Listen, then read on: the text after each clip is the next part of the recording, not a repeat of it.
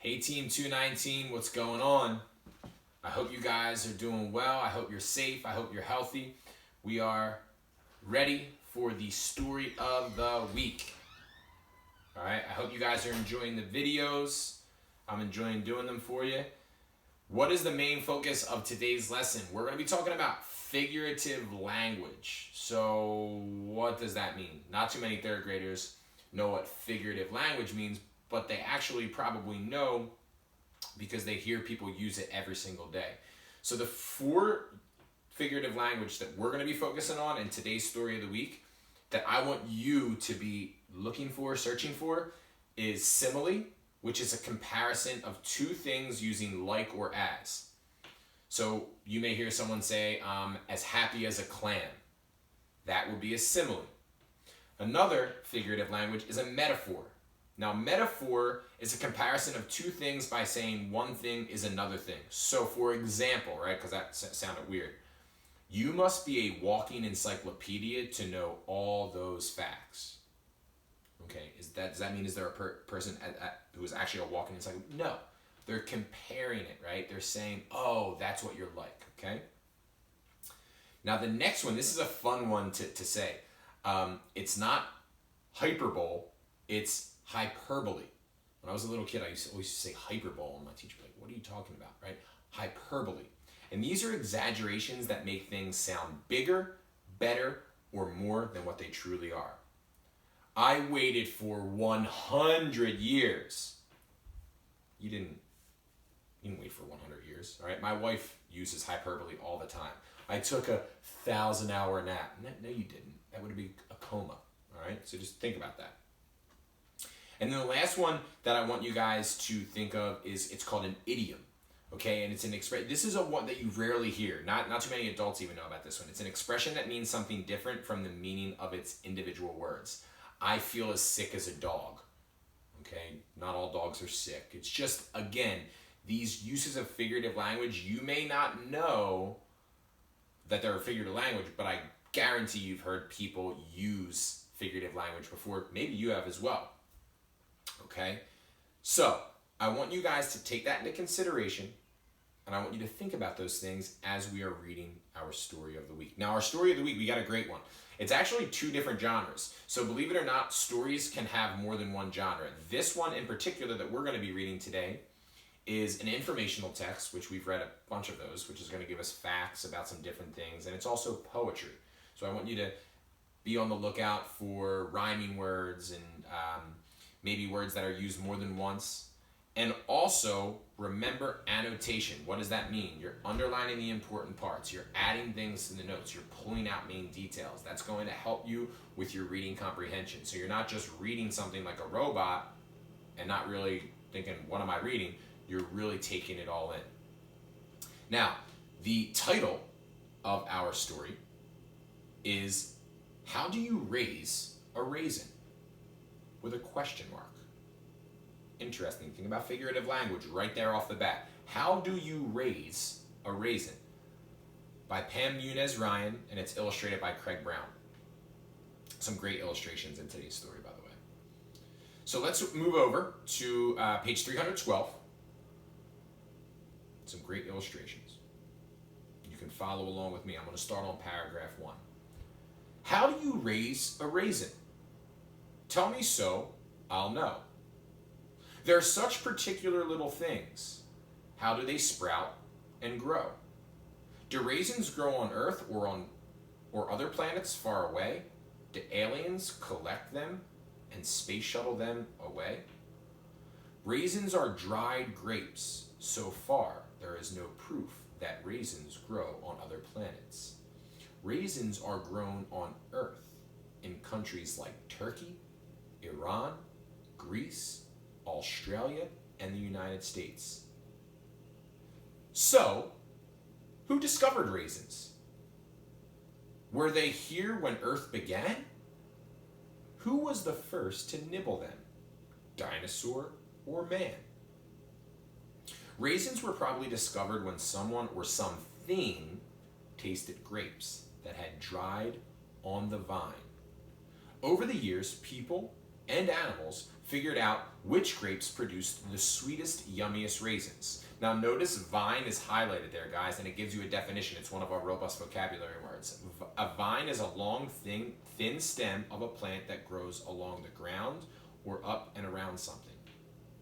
Now I want you to notice in that first page, the words that are bigger, the bigger font, that's where you're seeing the poetry. The words that are smaller, like in paragraphs 2 and 4, that's not poetry. They're giving you facts in there. All right, so that's going to be an easy way to distinguish between what is the poetry that we're seeing, what is the informational text. We're going to move on to page 313, paragraph 5.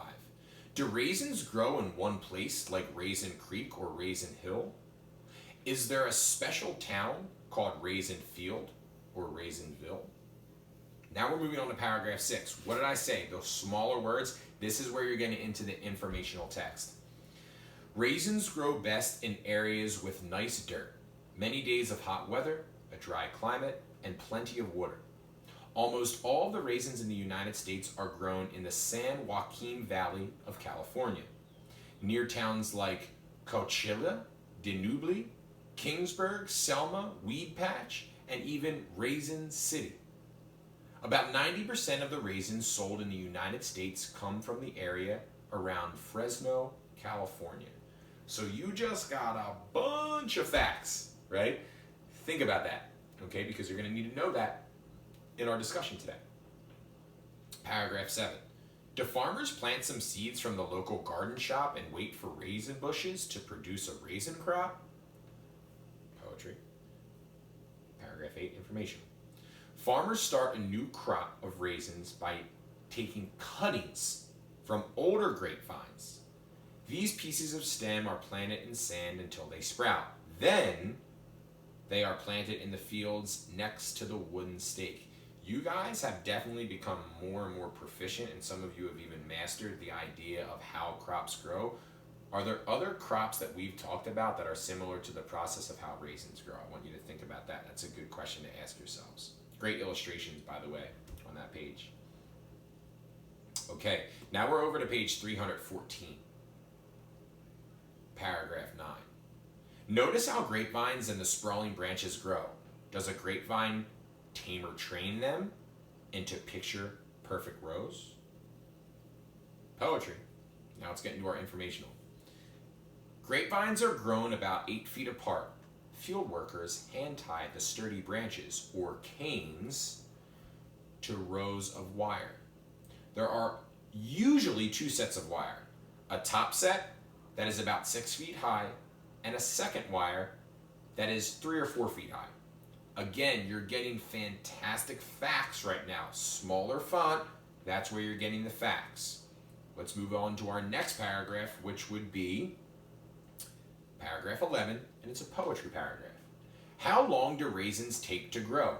A week, a month, or a year? How many hours must wait for a raisin to appear? That was your poetry. Now let's get into our informational. It takes at least 3 years until vines are old enough for the first crop of raisins. That's 26,280 hours. Do we notice a trend happening? In the poetry, I'm seeing a lot of question marks. And then in the smaller font, those questions are being answered. Asking and answering questions. Another skill that we're going to be talking about throughout this story. Paragraph 13, which is a poetry paragraph. When grapes are ripe and ready, how do farmers get them down? Do they rent a burly giant to shake them to the ground? Now, right now, you should be asking yourself, 1, they provide you with a definition of burly. Someone who is burly is big and strong. Are there burly giants like walking around? Is that real? Think about figurative language.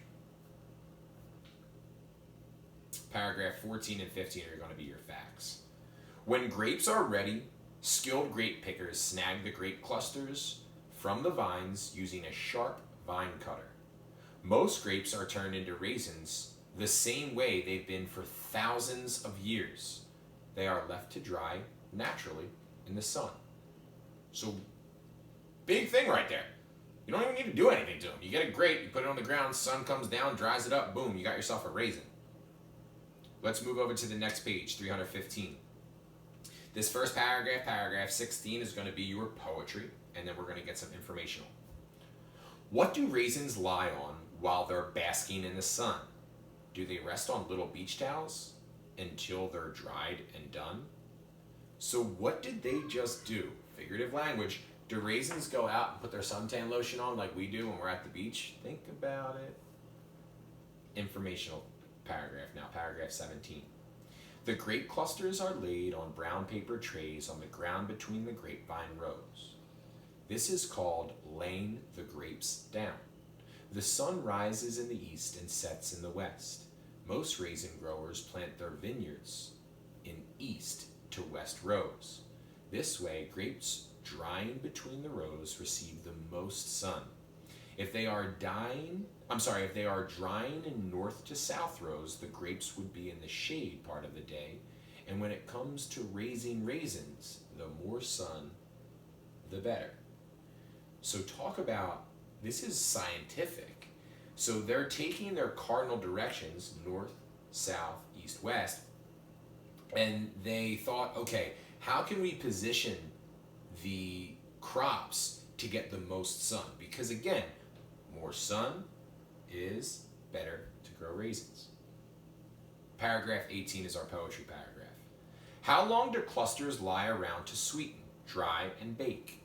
How many weeks in the valley heat does raisin making take?